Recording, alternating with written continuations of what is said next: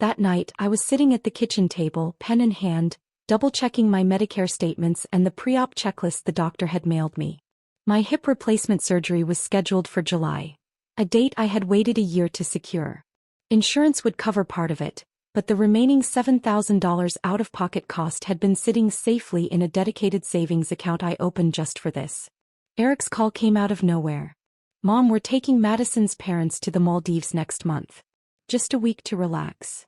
I thought I'd misheard. "Where?" "The Maldives," he said casually. "We just booked the flights and the hotel. It's one of those all-inclusive places. Snorkeling, spa treatments, the whole deal. Madison's parents have never been abroad, and we want them to really enjoy themselves for once." I couldn't speak right away. My throat tightened. "You're telling me this now?" I asked, trying to keep my voice steady. "Yeah," he said without the faintest trace of guilt. "Everything's confirmed. We just want a break, you know? Her parents are getting older. We didn't want to wait too long." "What about Caleb?" I asked. "Oh, you and Dad will take him, obviously. He's always glued to you two. It's not like it's the first time." He said it like it was the most natural thing in the world. But what truly froze my heart wasn't their travel plans. It was the answer to the question I asked right before he hung up. "Where did you get the money?" There was a pause. "I took some from that medical fund card you have. You said if I ever really needed it, I could use it." My brain exploded in a silent scream. That was the fund I'd scraped together for over a year. I never said it could be used in an emergency, to fund a beachside escape under palm trees. That card was for the surgery deposit, the private recovery nurse, the hospital bills. Not for a vacation down payment. I didn't even have time to react before I heard laughter on the other end of the line. Bright, carefree laughter, as if they were already imagining the sea breeze in their hair. "It's settled then, Mom," he said. And hung up. I sat there, my fingers clenching the pen so tightly my knuckles turned white. Frank walked over from the couch, his brow furrowing when he saw my face. "What happened?" I looked up, voice hoarse. "They used my surgery money. For the Maldives." He was silent for several seconds before murmuring, "They've lost their damn minds." Friday night, Caleb finally cried himself to sleep. I laid him gently in his crib, tucked a blanket around him. His lashes were still wet with tears. He mumbled something incoherent in his sleep while I stood there, feeling like I'd been dragged through a minefield of exhaustion. My back throbbed so badly I couldn't stand up straight. Frank crouched behind me, rubbing my lower back. Even his voice was drained. "This kid runs like he's got a motor in him." Was up before sunrise. I glanced at the wall clock, 10:30 p.m. From the moment I opened my eyes at 6, I hadn't sat down for more than a few minutes. 3 meals, countless tantrums, naps that took forever to coax, and a mountain of soaked toddler underwear to wash. All because they said, "You've got experience." My hair looked like it had been frosted by age. My cheeks were so dry they'd started to flake. I hadn't had time to get a haircut in months. The woman staring back at me in the mirror looked 10 years older than I really was. Just as I was massaging my throbbing temples, the door opened. Eric was home from a long day at the office. He changed his shoes and walked straight to the couch without a word. Turned on the TV. His favorite sports channel was playing, a crowd cheering over a three-pointer. Like nothing had happened. Like he hadn't called the day before to tell me he'd helped himself to the savings card I'd set aside for surgery and rehab. That card I had filled dollar by dollar over the course of a year for one single purpose: to pay for my summer hip replacement and everything that came after. I stared at him for a while. He was perfectly relaxed, one leg propped on the coffee table, completely oblivious to the way I was looking at him. "Did you eat dinner?" I asked. "Not yet, Mom. Just whip up some noodles or something," he said without turning around, still flipping through channels. I didn't answer. I stood up and walked into the kitchen.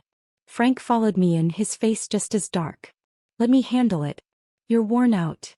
You've got to be up early tomorrow to get Caleb a spot at the playground," I said, stopping him with a hand on his arm, reaching for the pot myself. We both knew what the other was thinking. At this point we didn't need words. There was plenty of anger, but it wasn't time to let it show. Not yet. Just as the water started to bubble, Eric walked in and leaned against the doorframe. "Is Caleb still fussing?" "He just fell asleep," I said, not looking up. He nodded like we were chatting about the weather. We're thinking of enrolling him in a swim class once we're back. I gripped the spatula tighter. He was still talking about after the vacation. Like it was all set in stone. Frank was still in the kitchen, eyes narrowing. He glanced at me but said nothing. I asked, "Why didn't you arrange daycare for Caleb while you're gone?" He shrugged, smiling as if it were obvious. "We figured you guys would take care of him. And honestly, Madison's parents really deserve to see more of the world. They've never gone anywhere since retiring." I gave a small laugh, cold as steel. "And do you think maybe we deserve to see the world too?" He didn't answer. Just stared down at his phone. The air turned heavy like it had been sucked from the room. I thought back to the night he'd called. I hadn't slept a wink. I just stared at the bill on my nightstand that read orthopedic surgery estimate across the top. It had taken me 14 months to get that appointment.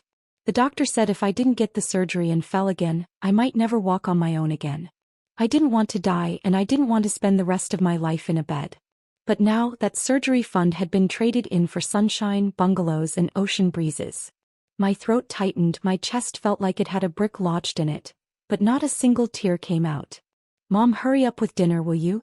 I'm starving," he called out. I turned off the burner, served the noodles, and said nothing. He went back to the couch, eating while watching the game, slurping away as if the world was perfectly in order. Never once glancing at the silence stretching between Frank and me like a noose. That night, Frank and I lay side by side in the tiny guest room at Eric's place, neither of us sleeping. The room was small and dim. The curtains never fully closed, and in the summer it felt like a sauna, in winter a meat locker. Cold air always seeped through the corner of the wall like something alive trying to crawl inside your bones. We had moved from Vermont to help with Caleb, to take pressure off their shoulders. And what we ended up with was this closet-sized room that could barely hold one bed, let alone two. Frank turned onto his side and whispered, "Grace, maybe just let this one go. Watch Caleb for a few days. No need to put him in the middle." I stared at the narrow beam of moonlight filtering through the blinds, thin as a ribbon, wrapping tighter and tighter around my chest. "Frank, how long are we going to keep sacrificing ourselves?" All the compromises I'd made over the years started flashing in my mind like a grainy old film. Frame by frame. All of them soaked in resentment. When Caleb was born, I dropped everything in Vermont, our garden, our friends, and came here with 2 suitcases to help Madison recover. She'd had a C-section and was slow to heal.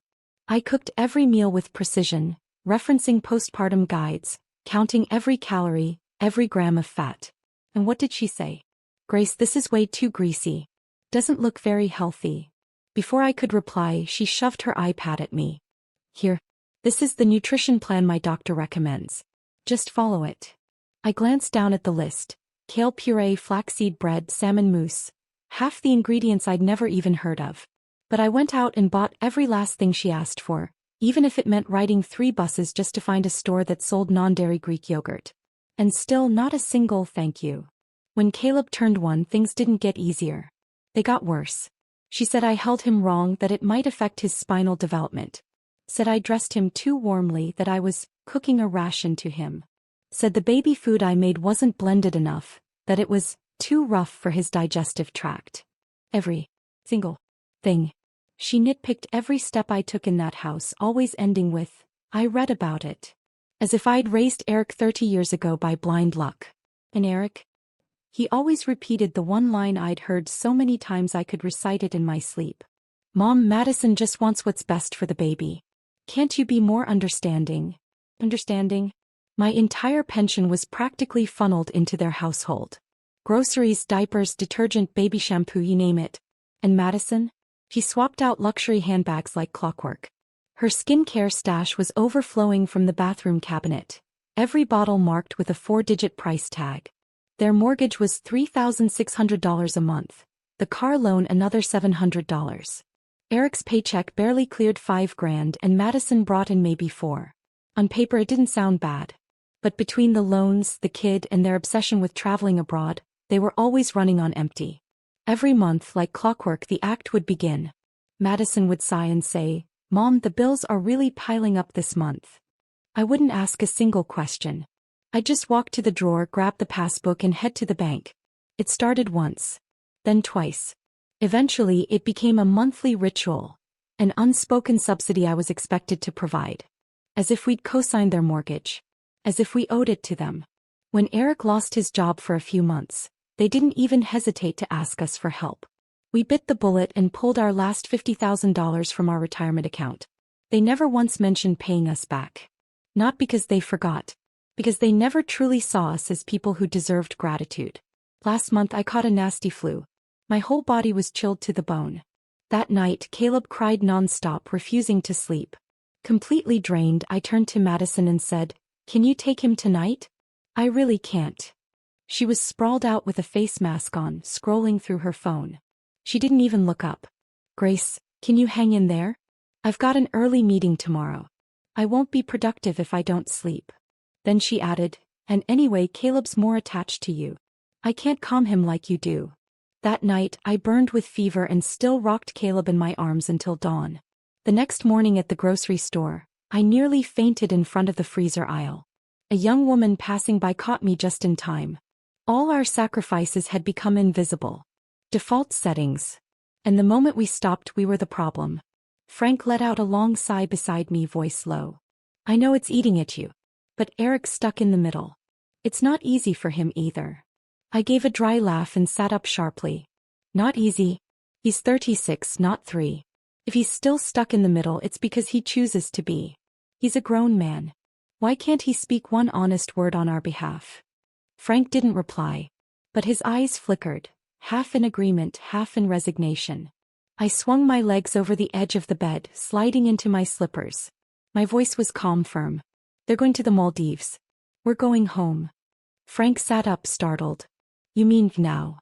"Yes," I said, turning to him. "We have our own home.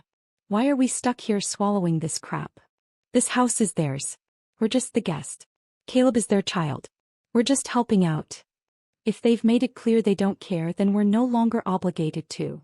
Frank went quiet for a moment. Then he took a deep breath and nodded hard. "You're right. It's time. God, I've nearly forgotten what our apple tree in the backyard even looks like." The moment we made that decision, I felt lighter. Like a switch had flipped, calm, almost gleeful vengeance rising inside me. We didn't need to shout. We didn't need to argue. Why should we keep bending to their selfishness? Why should our lives orbit their little universe? I even started to wonder, when Madison realized we were gone, would that ever-composed face of hers finally crack? The next morning I woke up at 5. The house was still, the sky outside still dark. The only sound was Caleb's soft breathing. Eric and Madison's bedroom door was shut. If their routine held, they wouldn't wake until at least 8. Breakfast, of course, was still mine to make. No one ever asked. No one ever thanked. I stood in front of the bathroom mirror, studying my face. Tired. Sallow. The fine lines around my eyes etched in deep like carvings. I'd had enough of this life. I turned back into the bedroom and grabbed my phone. Frank leaned over. "What day should we leave?" he whispered. I lowered my voice too. "The day before they fly out. April 28th. Let's give them something real nice to come home to." Frank let out a real laugh, wide, toothy, yellowed from years of smoking. But it was the happiest I'd seen him in ages. "Perfect. Let's do it." As I hit the confirm button on the booking screen, I felt something inside me crack open. All those years spent swallowing my voice in this house, it was like every last stone dropped to the floor. The next few days I went about everything as usual, cooking, laundry, bedtime routines. But inside, every task ticked like a countdown. Eric and Madison, meanwhile, were swept up in their vacation prep. Brand new UV protective clothes, snorkeling gear, even maps of the best boutique diving spots in the Maldives. They were drunk on anticipation, completely blind to the shift in air around them. They even had the audacity to remind me, "Mom, while we're gone, don't forget to water the balcony plants. And Caleb's clothes, don't mix them with yours in the wash. His skin's sensitive. Use that organic baby detergent, okay?" I smiled and nodded, all the while thinking, I can't wait to see your faces when you walk into an empty house. Early on the morning of April 28th, we quietly placed our packed bags by the door. Caleb was still fast asleep. We didn't wake him. I took one last look at the kitchen, the living room, the balcony. Every corner I'd once cleaned, cooked in, carried a crying baby through. It felt like a silent farewell to years of unspoken labor. We didn't tell anyone. No notes. No goodbyes. We simply walked out. The taxi waited at the corner. The driver helped load our luggage into the trunk. Frank gave my shoulder a gentle pat. I nodded, shut the car door and let out a long breath. As the train headed south, the city skyline faded into the distance beyond the window. I felt something I hadn't felt in years: relief. Not the kind that comes from running away. The kind that comes when you finally stop living someone else's life. By afternoon we arrived home. The air smelled like soil and grass and cherry blossoms just beginning to bud. It was the kind of air you couldn't breathe in the city. Pure, wild, free. The rusty gate creaked open. Everything looked just as we'd left it 3 years ago, quiet and familiar. The apple tree in the backyard was still there, its branches even fuller now. There were weeds along the fence, and the wind chime on the kitchen window was coated in dust. But as I stood there, my eyes stung with emotion. We put down our bags. Frank grabbed his tools, I picked up a bucket. He went to patch the backyard fence. I began scrubbing the windowsills.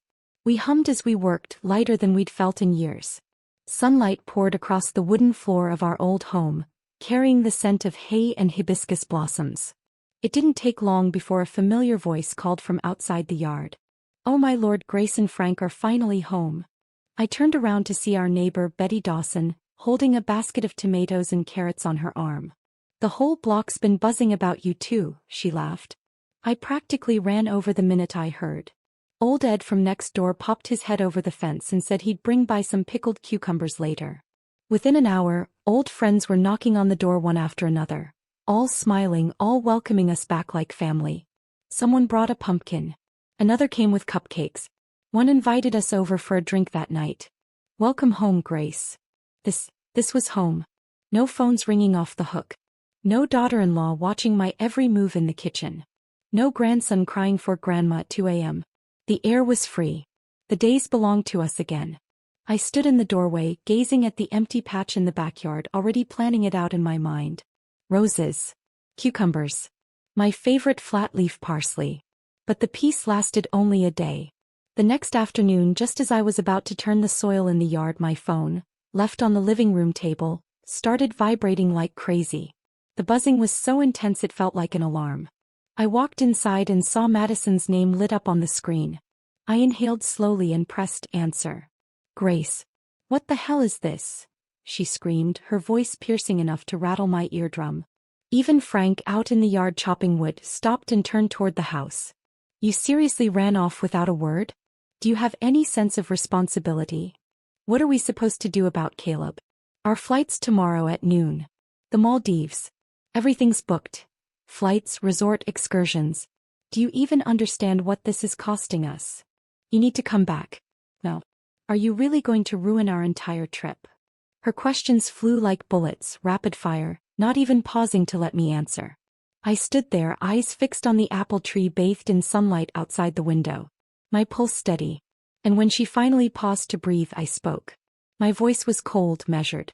"Madison, do I need your permission to go back to my own home? Caleb is your child. Not ours. We're not your full-time nannies. We're not your servants." The other end went quiet for a few seconds, then exploded again, louder and more frantic. "You're retired. You don't even work. What's so hard about helping out with your own grandson? You're the ones who said you wanted to be here. And now you just bail. You agreed to help with the mortgage too. Don't act like that never happened." My hands shook with rage. Agreed?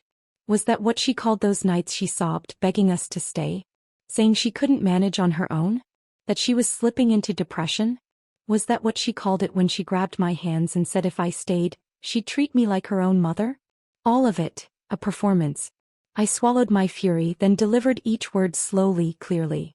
"Madison, don't rewrite history. We said we'd help when you were struggling. We never said we'd pay off your house for life. You chose to go on vacation. That's your freedom. But if you didn't plan for your child's care, that's on you. And no, we're not coming back. This is our home. And we're staying." There was silence on her end, then an explosion. "Grace Whitman. Just you wait. If you won't come back, we'll send Caleb to you. You're destroying our marriage. You're destroying our lives. I'm having Eric call you right now. You'll regret this." And with that she slammed the phone down. I stood there, phone still in my hand, my palms slick with sweat. Frank walked over, sawdust clinging to his hands. He gave my shoulder a gentle pat and spoke softly, almost in a whisper. Grace, don't let this get to you. It's not worth it. I gave a tired smile and shook my head. I'm okay. Just, never thought her skin could be that thick. Some people, the more you give, the more they take. They don't stop until they've backed you into a corner. And only then do they realize you have teeth. Sure enough, not even 5 minutes passed before the phone buzzed again.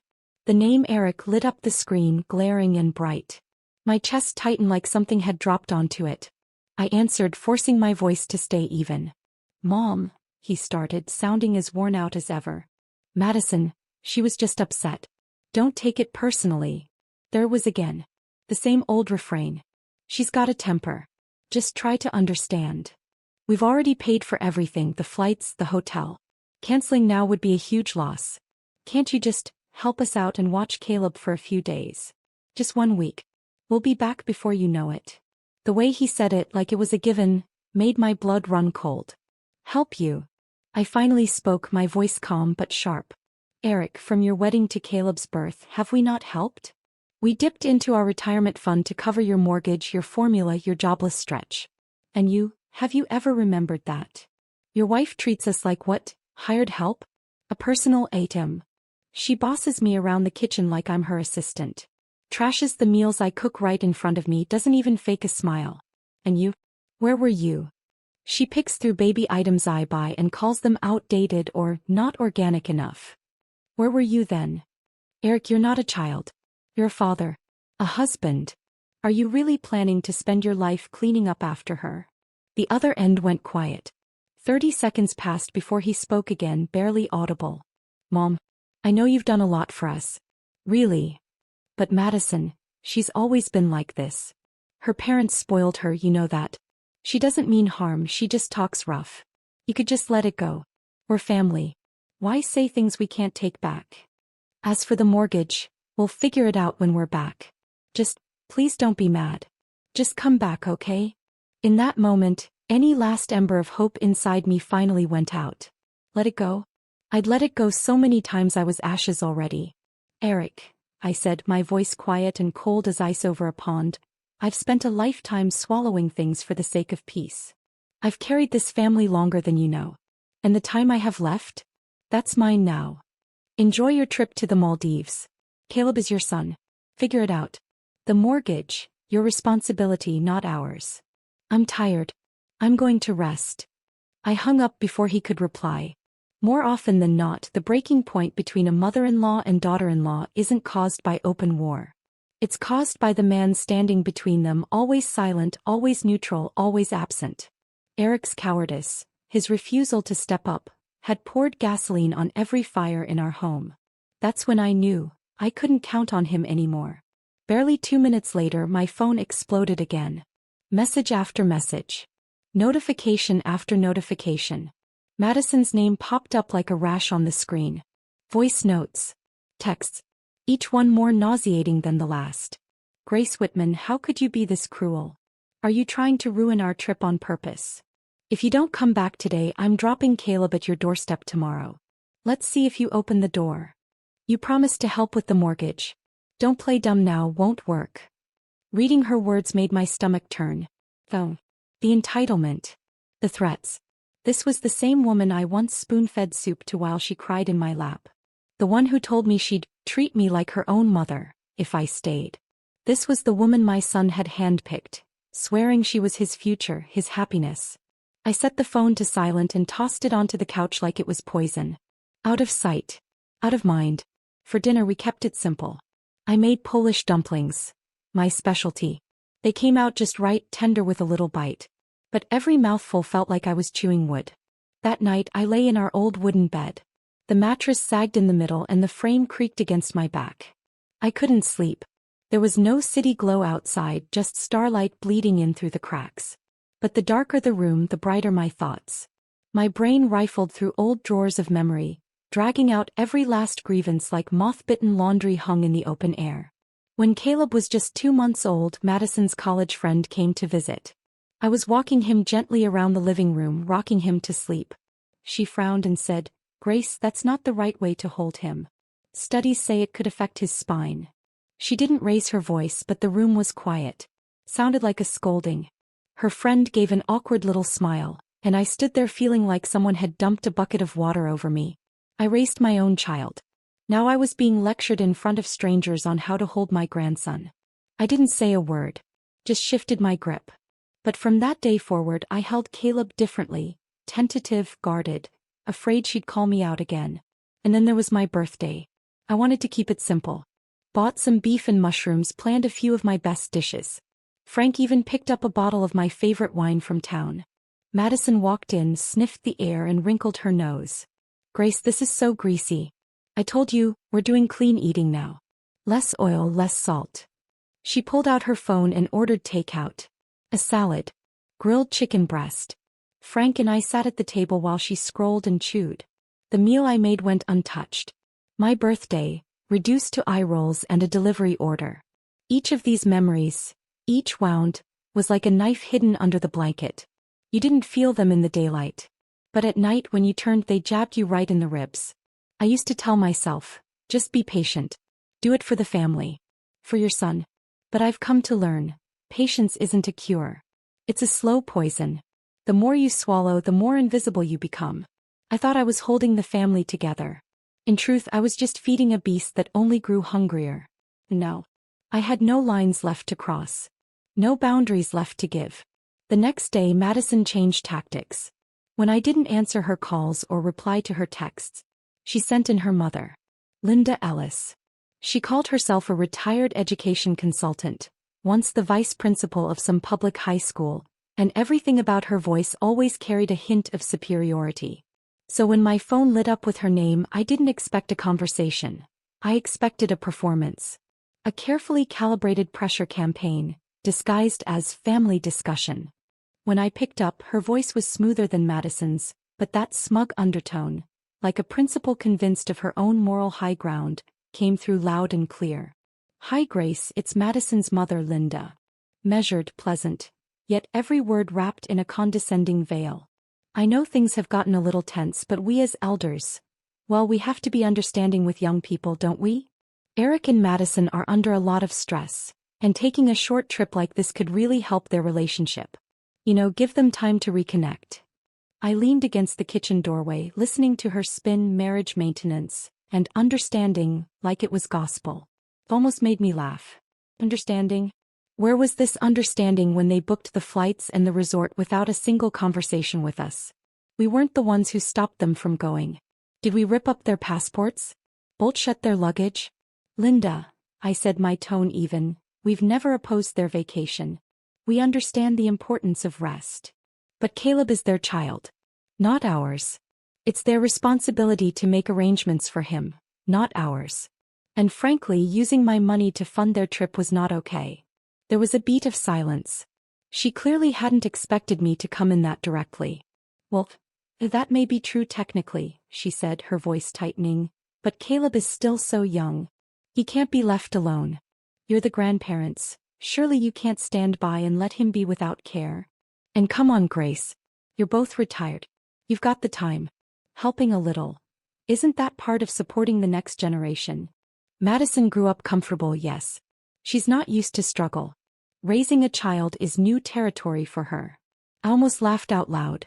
She's unfamiliar with struggle? And what? Was I born with a baby in one hand and a diaper manual in the other? I wasn't trained to be a mother either. I figured it out like all women do, messy, painful, real. "Linda," I said, calm as ever, "we raised Eric. That was our responsibility and we did it. Now we just want to live quietly. That's not too much to ask." Her voice sharpened just a touch. "But Grace, don't you think it gives you peace of mind to see Eric and Madison doing well? As for the mortgage, young people today are under so much pressure. You and Frank have the means. Isn't it just good parenting to give them a hand? If they fall behind on that loan, it'll affect Caleb too. Surely you don't want that to happen." And there it was, her brand of moral logic. Sacrifice yourself for the illusion of a stable next generation. "Linda," I said, cutting through her softness like a blade, "the money we have? That's for our medicine, our food, our future. We're not a bank. We're not a charitable foundation. We don't owe anyone a dime. If they couldn't afford the mortgage, they never should have bought that house. Life is made of choices, not fantasies. And Caleb's future is their job to secure, not our excuse to be used. Silence. I could picture her face, tight-lipped, disapproving, and completely unable to argue without sounding selfish. Well, she finally snapped, her tone suddenly icy, I guess there's nothing left to discuss.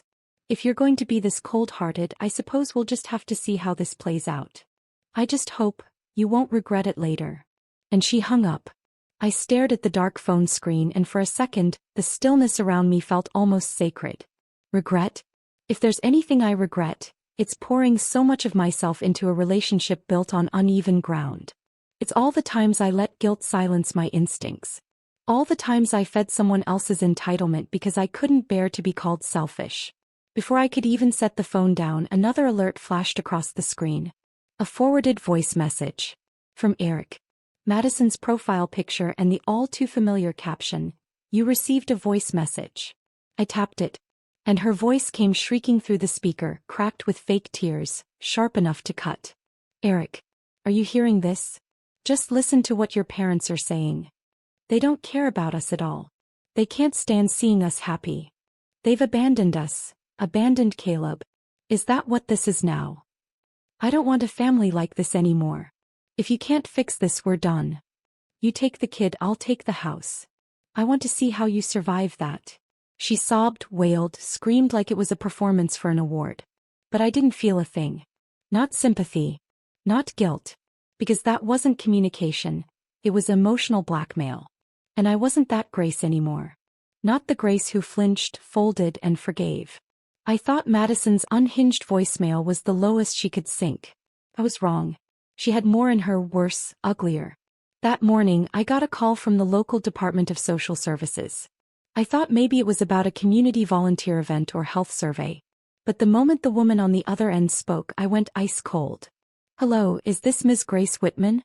We're calling to verify a few discrepancies on the joint guardianship paperwork for you and Caleb Whitman. There are some mismatched entries and we'll need an in-person signature to correct them." I froze. "What guardianship agreement?"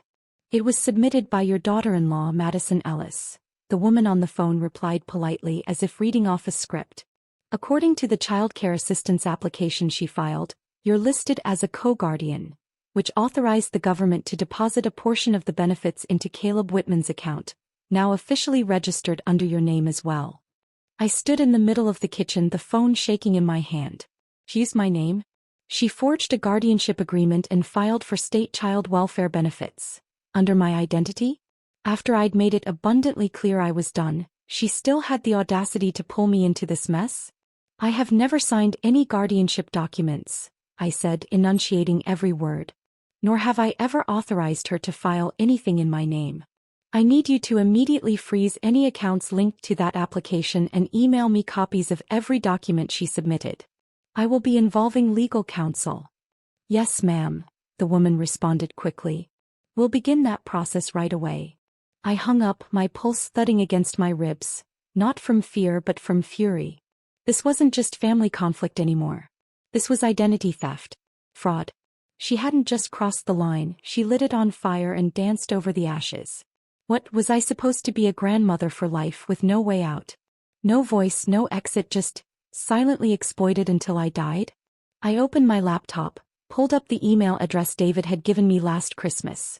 Frank's college friend's nephew, now a legal advisor with the state's Office of Public Affairs. As I recorded a voice memo recapping the phone call, I typed the subject line for my email. Subject: Request for legal review, identity misuse and benefit fraud. Within the hour, David called me back. "Grace, if this is accurate, it falls under Social Security fraud. You'll need to start gathering documentation. I'll loop in someone from legal aid. Are you planning to press charges?" I sat down at the dining table, where I had already laid out a neat stack of documents. The mortgage cosigner withdrawal. The healthcare payment revocation. The retirement fund freeze. Each one prepared for the day she forgot I was a human being, not a wallet on legs. "I'm not the one starting this, David," I said coolly. "She just treated me like I was already dead." After the call, I logged into my social media account. Right on cue, there it was. Madison's signature move. A long, anonymous post just vague enough to be legally safe but venomous in tone. I've never seen someone so heartless. My ML dropped everything and ran the day before we were supposed to travel, abandoning a child too young to understand why. She says she wants to live for herself. But did she ever stop and think that the day you become a mother, your life is no longer your own? The likes and comments rolled in like waves. Some agreed. Some piled on. One even wrote, "What's wrong with this generation of grandparents?" I didn't reply. I simply took screenshots and forwarded every single one to David. Chain of evidence intact. Around 4 p.m. Frank came in from town, his face unreadable. "Carla at the grocery store said your daughter-in-law's post is all over the local groups. She's hinting you stole Caleb's trust fund. Says you ran off and left them stranded." I smiled. "Come, she can call me heartless all she wants," I said. "But she's about to find out. The law is even colder than I am." I picked up my phone and dialed Eric. This time I didn't wait for him to speak. "Eric, tell your wife to delete every single post she made about me. Have her contact the Department of Social Services and formally withdraw her fraudulent application. And she is to cooperate with the investigation. If she doesn't, I will file official charges against Madison Ellis for identity theft and Social Security fraud. She used my name. That alone is grounds for prosecution." On the other end, nothing but breath. Then finally his voice brittle and low. "Mom, do you really have to do this?" "She left me no choice," I said. "And you helped her walk off that cliff. I warned you. You don't push a mother to the edge and expect her to stay your servant. You don't have to love me. But you will stop using me." And I hung up before he could say another word. The next day I received an email from David. Case accepted. Madison would be served a formal notice of investigation within 30 days. If the allegations proved true, she'd face a fine between $5,000 and $10,000, plus a 5-year stain on her public credit record. Later that afternoon, Frank got word from Madison's sister. "She's been placed on official leave," she told him. The company cited identity theft and fraud allegations. They asked her not to show up at HQ for the time being. I nodded. Said nothing. She climbed that ladder all by herself. She should be grateful I didn't kick it out from under her and let her land face first. Around 3 o'clock the Social Security office called again. "Ms. Whitman, we've reached a preliminary conclusion regarding the falsified guardianship claim you reported. A formal hearing will be scheduled. If the other party refuses to comply, the matter will be handed over to the state prosecutor's office." "Thank you for letting me know," I said calmly. "If I'm needed in court, I'll be there." And in that moment I knew. I'd won. At exactly 8 p.m. Eric called. I put him on speaker, made sure Frank was there to hear everything. He sounded like a schoolboy caught cheating on an exam. "Mom, Madison's lost it. She dropped Caleb off at my office today. She said, 'Didn't your parents say the kid's your responsibility now? Then you raise him.' She turned off her phone. I don't know where she is. But I was wondering if maybe, just for a few days, you could take Caleb." I cut him off before he could get any further. "Eric, let's get something straight. Caleb is your son. I did not adopt him." He paused. "Mom, just this once. I really have no other option." "You should have thought of that when she slammed the door and walked out," I said coldly. "Eric, the day I canceled your secondary card, I made a decision. Your mess is no longer my concern. You chose this marriage. You chose this life. You carry it." His voice started to rise, tinged with desperation. "But Mom, he's your grandson." "I know," I said, tone steady. "That's exactly why you need to be his father. Not me. I'm not a saint. I'm not your backup plan. Not anymore. Starting tonight, I won't be answering any more calls that begin with, 'Can you help?' Whatever storm the two of you brought down on yourselves, I won't be caught holding the umbrella." I paused, let it sink in, then said, calm, final, clear. "You want to be a husband? Stop being a mama's boy. And if you can't manage that, don't expect me to keep being your mother." And then I hung up. No room for tears. No space for excuses. No oxygen left for guilt. I opened my contact list and deleted Eric's number. Then Madison's. Then Linda's. Blocked every account they'd ever used to reach me. I went into settings and turned on Do Not Disturb, permanently. This was the last time I pressed pause on their chaos. From now on, if they scream I shut the door. If they fall I don't catch. If they break I watch. No comments. No interventions. No lifelines. From this day forward, anyone who dares to weaponize family, to bind me again, I'll make sure they understand. I'm not your mother. I'm the reckoning you never saw coming. This story ends here.